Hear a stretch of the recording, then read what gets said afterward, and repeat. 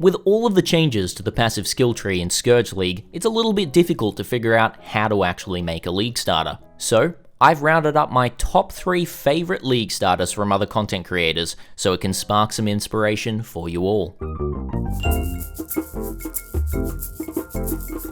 Welcome, it's your friendly neighborhood Badger here, and I'm back to talk about my top 3 favorite build starters to come out of Scourge League from other content creators. Now, you know, every now and then I might make a cool build, but I don't really consider myself a great build maker. However, there are some really cool build makers out there that I want to highlight in this video, and all of these builds have some sort of unique mechanic to them that I really like and think will be a really strong league starter within the Scourge mechanic itself. Before we get into it, all of the content creators you see today, or the 3 that you're going to see, well, 4 that you're going to see today, I will say, all of the links are down below for the pay spins, but mainly for either their Twitch channels, their YouTube channels, the YouTube videos themselves. If you like the build, go and check out those links and hit subscribe on everyone else. Like their videos because everyone deserves it. All of this stuff that you're going to be hearing today is absolutely great. And I'm a big fan. Well, without further ado, we're going to jump right into it. First of all, we're going to talk about Jungroan's Eye of Winter Spellslinger League Starter, which is a Perma RF Inquisitor. Now, this League Starter is primarily for softcore. You could probably play it in hardcore, but you kind of want to know what you're doing. Especially if you're doing the RF version, you're probably going to be playing it in softcore, but it's a super strong map clearer and farmer, and it's still going to be able to push into red maps relatively easy and can scale with some pretty insane investment. Now, the video is down below. I've obviously muted Jungroan's handsome face here, but you can definitely go and listen to everything he has to say about this build. But I'm going to quickly pull up the path of building here for you as well, and just explain a couple of reasons why I think this build is really interesting. Now, the first thing is basically the highlight of the build, which is using Inquisitor to be able to easily sustain Righteous Fire for the more spell damage bonus that you do get from Righteous Fire. And then the second thing we're going to talk about is how Eye of Winter actually interacts with Hydrosphere, which wasn't nerfed, which is honestly kind of busted in terms of the damage that it's going to be giving you. Now, Inquisitor, he talks about this a lot more, and if I say anything incorrectly, then, you know, go over to Jungroan's video and check out everything there. But basically, the whole gist of it is Righteous Fire coupled with Sanctuary and Pious Path from the Inquisitor to generate all of your life regen to also apply to your energy shield, and then also using Corrupted Soul from a Glorious Vanity Doriani name, meaning that you stack a generous amount of energy shield on top of your life, and then using your life regen to go onto your energy shield, meaning that you can fully sustain Righteous Fire for the spell damage bonus it does give you. And so you just pick up a bunch of regen and everything like that, and you're still hitting a pretty decent amount of armor. You're going to be capping your reses, obviously, on something like this, but then you're also using Eye of Winter in a Spellslinger setup, so basically you're just pressing one button, you're using Hydrosphere, which is also going to be proccing on all of the enemies, and then your Eye of Winter is going to be traveling through the packs. You're going to be using an item called Snake Pit, which is going to mean that your spells can chain +1 times if it's in your right ring slot. And then the projectiles from Hydrosphere are going to hit the enemies. They're going to chain there. They're going to chain back. Well, the ones that don't hit the enemies are going to hopefully hit the Hydrosphere and then chain back to the enemy, meaning you're going to get a really decent amount of DPS on bosses. Jungroan says in his video around about 1 to 2 million DPS on the gear that he has shown here, and once again, this can scale immensely high. So yeah, go and check out this video, go and check out Jungroan. I think he's Jungroan on pretty much every platform, but I'll put links down below. That's the first one. The second one we're going to talk about is Karvarousku. More specifically, Karvarousku's Champion ED. Now, you might think Pain Champion ED, but honestly, this build is extremely 5-head. Karvarousku is an amazing build creator, and this one is no exception, and I'm just going to talk about a bunch of stuff here.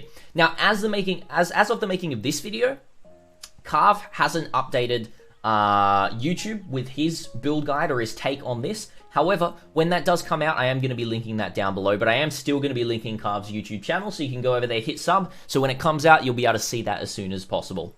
But this build is so astronomically tanky and still has around about 2 million DPS at the mid-end game of the build. So this is without the end game wands here as well. These are mid-tier wands. With the end game wands, you're going to be hitting around 2.4, and then you can also still scale a bunch more through everything here. But there's a few things to talk about. Most specifically, right on the tree at the beginning here, you can notice he has 2 timeless jewels, and it's like, well, why do you have 2 timeless jewels here? They don't stack. What are you doing, Carv? Why, Badger, why are you saying this is a 5-head build? Well, it's very 5-head, and I'll tell you why. Now, these are here just to show you that there are 2 options in the place that you can put these jewels. Now, Divine Flesh is going to be giving you a ton of Chaos Res, and you want to be stacking as much Chaos Res as you can, because you're also going to be getting some damage through, I think, the Chaos Mastery up here. Yep, +1 Chaos Damage over time multiplier per 4% of your Chaos Res. So you want to stack a ton of Chaos Res, you get 80% Chaos Res here, you get a bunch of other Res through here, and this basically just means that if you've got a really nice Divine Flesh that's going to be picking up any of the nodes from this notable right here and potentially this notable right here for 1 extra point, you can put the Divine Flesh here for literally only 1 extra point. However, if you don't have any good notables, you can also just put it over here, and then that's just going to mean you just get a little bit of extra travel. So, you just take out these nodes here, for example, right? And then you go up through here. But if you've got some good notables through here, then you're going to be taking out these ones, right? And then you're just going to be traveling up through here, picking up this one, and then potentially picking up that one there as well. So that's why it looks like a bicycle right here. Now, a couple of other things to mention about this build is this is relatively mandatory, the large cluster here with Touch of Cruelty and Misery Everlasting.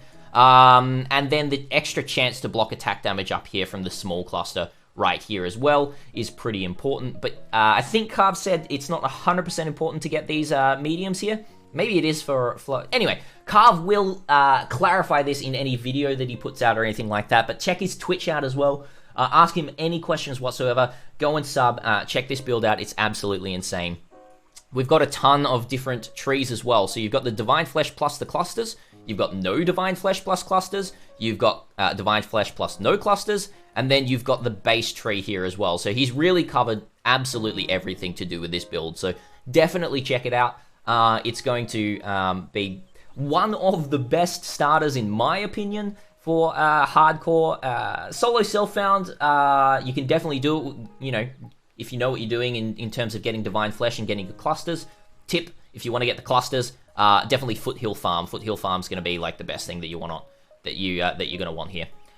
So yeah, that's what you're going to be heading for on this build. Check it out.